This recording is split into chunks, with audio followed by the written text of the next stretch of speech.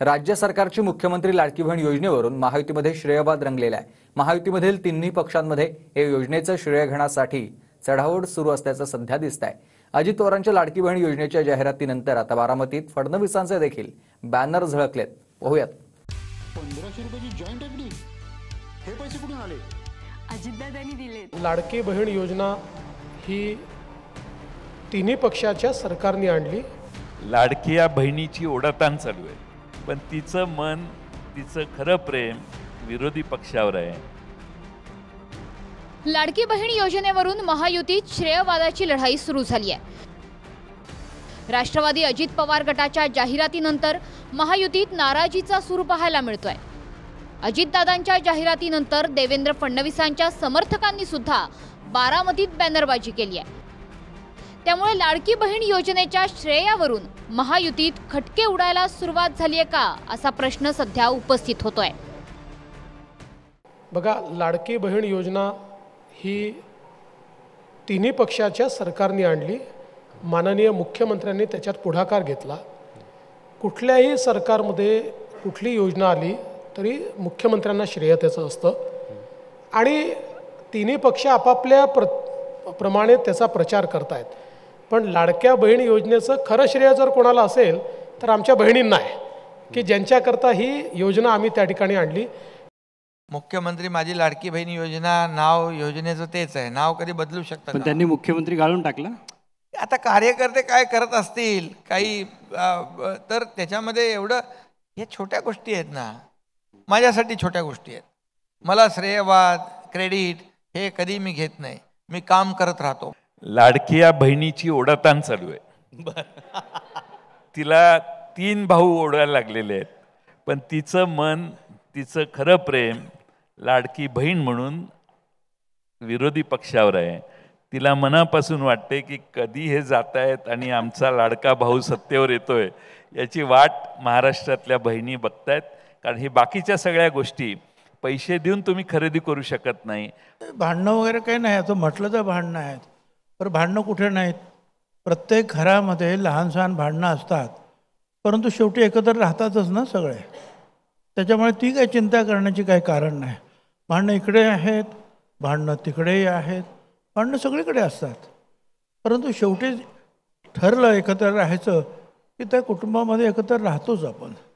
राष्ट्रवादीच्या लाडकी बहीण योजनेच्या जाहिरातीवरून शिंदे गटाकडून देखील उघड नाराजी व्यक्त करण्यात आली। शिंदे गटाच्या नाराजीनंतर राष्ट्रवादीकडून देखील प्रत्युत्तर देण्यात आलं। त्यामुळे महायुतीत लाडकी बहिणीच्या जाहिरातीवरून सुरू झालेला हा वाद आणखी तापण्याची शक्यता आहे। मुख्यमंत्री हा शब्द त्यातनं वगळला आणि नुसतं माझी लाडकी बहीण असा त्याच्यामध्ये उल्लेख केला। आता एक शब्द मुख्यमंत्री माझी लाडकी बहीण हा काही जड नव्हता ना त्या जाहिरातीमध्ये टाकायला। याच्याबद्दल नाराजी ही निश्चितपणे शिवसेनेमध्ये आहे। प्रकृती ठीक नसल्यामुळं त्यांची माझी भेट होऊ शकली नाही। माझी त्यांची भेट झाल्यानंतर याच्या बाबतीत त्यांच्याशी मी सविस्तर बोलेन। ज्या दिवशी अर्थसंकल्प सादर झाला त्या दिवशी, त्याच्या दुसऱ्याच दिवशी अनाथांचा नाद एकनाथ म्हणून सबंध राज्यभरामध्ये बॅनर, होर्डिंग, पोस्टर झळकले होते। याचा अर्थ त्यामध्ये त्या संदर्भातली तयारी अगोदरच करण्यात आलेली होती। त्यावेळेला आम्ही कोणी म्हणालो का असं की याचं श्रेय जे आहे ते मुख्यमंत्र्यांनी एकट्यानेच का घ्यावं म्हणून? या बाबतीमध्ये मुख्यमंत्र्यांच्या पक्षाच्या मंत्र्यांना एवढा आक्षेप वाटण्याचं काही कारण नाही, एवढा गदारोळ करण्याचं त्यांची काही आवश्यकता नाही। लाडकी बहीण योजनेवरून मंत्रिमंडळ बैठकीत खडाजंगी झाल्याची माहिती सूत्रांकडून मिळाली होती। यावरून सुप्रिया सुळेंनी सत्ताधाऱ्यांवर जोरदार हल्लाबोल केलाय। दरम्यान कॅबिनेटच्या बैठकीत कोणताही वाद झाला नसल्याचं गुलाबराव पाटलांनी स्पष्ट केलंय।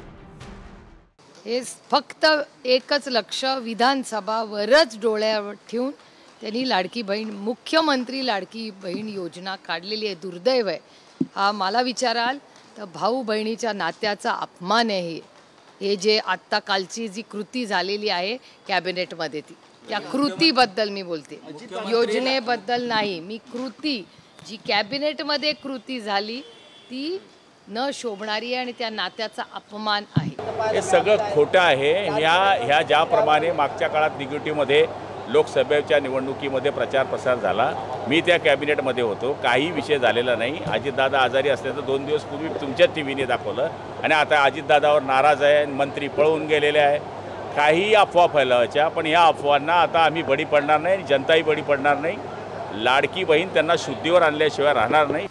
लाडकी बहीण योजनेवरून महायुतीत सुरू असलेल्या वादावरून विरोधकांना सत्ताधाऱ्यांवर टीका करण्याची आयती संधी मिळाली आहे. तसंच महाविकास आघाडी सरकार आल्यानंतर लाडक्या बहिणींना वाढीव पैसे देण्याचं आश्वासन सुद्धा महाविकास आघाडीच्या नेत्यांकडून देण्यात आलंय. आमचं सरकार आल्यानंतर कुठेही क्रेडिटवर न करता वाढीव तर आम्ही देऊच, पण लाडकी बहीण सोबत सुरक्षित बहीण देखील देऊ. ह्यांची बहीण खरोखर लाडकी असती तर ह्यांच्या भाजपालांनी म्हणजे भाजपचे राज्यपाल महोदयांनी आमचा शक्ती कायदा राष्ट्रपतींकडे नसता पाठवलं. 4 वर्ष प्रलंबित होतं शक्ती कायदा, ते नसतं केलं. जर ह्यांची लाडकी बहीण खरोखर लाडकी असती तर सुप्रियाताई सुळेंना शिवी देणारे मंत्री महोदय त्यांनी लगेच लाथ मारून काढून टाकले असते. जी भाजप लाडकी बहीणबद्दल बोलते त्यांचेच नेते जाऊन त्या रेवण्णासाठी प्रचार करून येतात. कर्नाटक, तेलंगणा या राज्यामध्ये याच्यापेक्षा चांगल्या योजना आमच्या चाललेल्या, त्याच योजना महाराष्ट्रामध्ये पण आम्ही आणणार आहोत. त्याच्यापेक्षा जास्त पैसे पण आम्ही आमच्या भगिनींना देऊ. आमची प्रायोरिटी राहील महागाई कमी करण्यामध्ये, प्रायोरिटी राहील. म्हणजे यांच्यासारखे जास्त पैसे हे खिशे कापण्याचं काम करतात आम्ही बिलकुल नाही करणार. आम्ही आमच्या भगिनींना परवडेल अशा पद्धतीची व्यवस्था, महागाईवर त्या पद्धतीचा अंकुश लावू आणि महिलांना सुरक्षितता ही सगळ्यात महत्त्वाची बाब.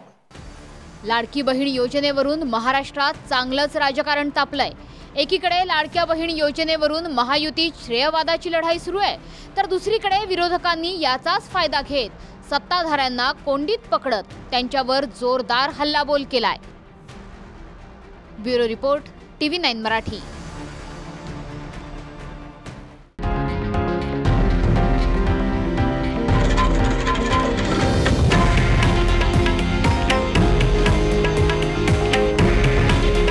हे आहे देशातील नंबर 1 न्यूज नेटवर्क आणि आपण पाहत आहात TV9 मराठी. काळजी तुमची, हित महाराष्ट्राचं.